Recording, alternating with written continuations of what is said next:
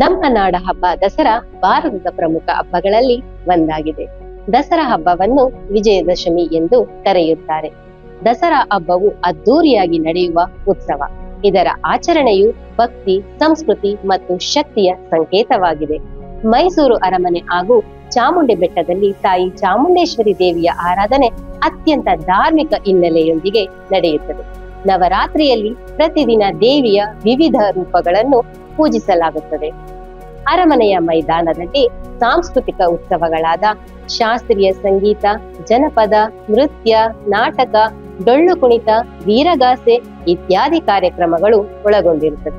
ದಸರಾ ಹಬ್ಬದ ದಿನಗಳಲ್ಲಿ ಮೈಸೂರು ಅರಮನೆಗೆ ಮತ್ತು ನಗರದೆಲ್ಲೆಡೆ ದೀಪಾಲಂಕಾರವನ್ನು ಮಾಡಿರುತ್ತಾರೆ.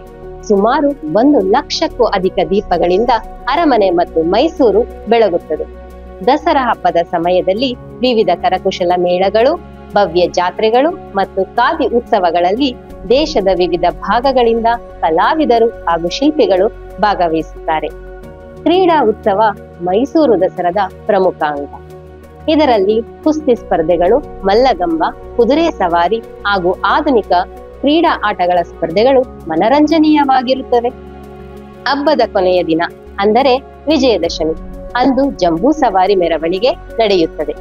ಅಂಬಾರಿ ಮೇಲೆ ತಾಯಿ ಚಾಮುಂಡೇಶ್ವರಿ ದೇವಿಯ ವಿಗ್ರಹವನ್ನು ಇಟ್ಟು ಮೆರವಣಿಗೆಗೆ ಚಾಲ್ತಿಯನ್ನು ನೀಡುತ್ತಾರೆ.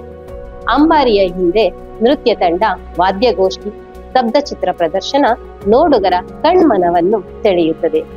ವಿಜಯದಶಮಿಯ ಸಂಜೆ ಚಾಮುಂಡೇಶ್ವರಿ ದೇವಿಗೆ ಪೂಜೆ ಸಲ್ಲಿಸಿ ಮಹಿಷಾಸುರನ ಪ್ರತಿರೂಪಕ್ಕೆ ಬೆಂಕಿ ಹಚ್ಚಲಾಗುತ್ತದೆ.